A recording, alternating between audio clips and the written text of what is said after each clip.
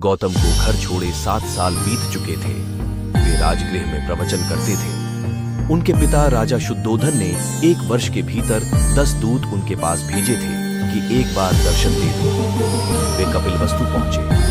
उनके साथ उनके दोनों प्रिय शिष्य सारिपुत्र और मौदगल्याण भी थे। वहीं दोनों शिष्य जिनकी अस्थियां सांची के दूसरे स्तूप से मिली थीं, उन्होंने कपिलवस्तु के दक्षिणी छोर से भिक्षाटन शुरू किया। संघ के सैकड़ों लोग उनके साथ थे। उन्हें देखने पूरा नगर उमड़ पड़ा था।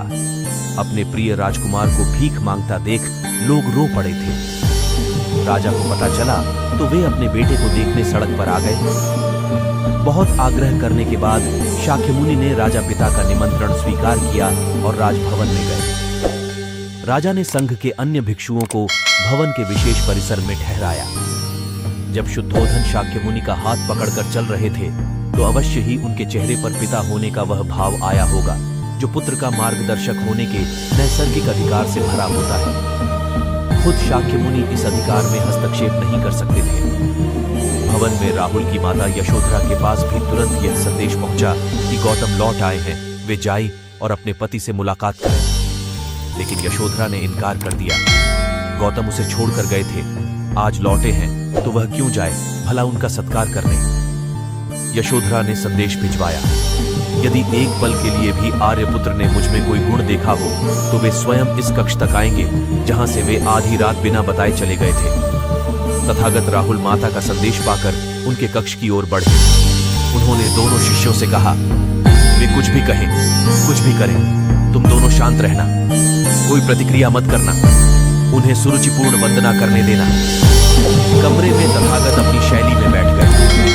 सारिपुत्र हमेशा की तरह उनकी दाईं और मौदगल्यायन उनकी बाईं ओर बैठे। यशोधरा आई, वे राजकुमारी नहीं दिख रही थी। उन्होंने तथागत के चरण स्पर्श किए और उनके सामने बैठ गई। कमरे में शांति थी। तभी राजा शुद्धोधन कमरे में आए। बेटे बहू को आमने सामने देख उन्होंने बेटे से कहा, भंते। यशोधरा ने सुना आपने काशाय वस्त्र धारण किया है तो उसने काशाय वस्त्र पहन लिए। उसने सुना आप एकाहारी हो गए हैं, वह भी एकाहारी हो गई। आपने उत्तम पलंग पर सोना त्याग दिया है तो इसने भी त्याग दिया। आपने माला का त्याग किया, गंध का त्याग किया तो इसने भी वह सब त्याग दिया।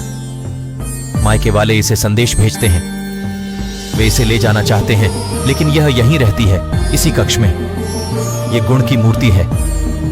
राजा स्नेह से अपनी बहू को देखते रहे। अचानक तथागत उठे, उस कक्ष से बाहर चले गए। शाक्यमुनि ने शिष्यों को शांत रहने को कहा था, लेकिन वे स्वयं उस कक्ष से बाहर चले गए। मैं हमेशा सोचता हूं उस पल क्या हुआ होगा, उनके मन के भीतर कैसे कैसे विचार उठते होंगे। क्या संबोधि एक लघु क्षण होता है या दीर्घ क्षण? क्या संबोधि एक अनंत अभ्यास है? क्या संयम उसका गरुड़यान है? धम्मपद का 13वां श्लोक बार बार याद आता है। यथागारम दुछेन बुट्टी समति विभजती एवं अभावितम चित्तम राघव समति विभजती। घर की छत मजबूत न हो, सही तरह से उसे घास फूस से ढका न गया हो तो बरसात के दिनों में उसमें से पानी रिसता है, घर भर में फैल जाता है। उसी तरह ध्यान और एकाग्रता हमारे व्यक्तित्व की छत है। ध्यान और एकाग्रता जीवन को सार्थक करते हैं।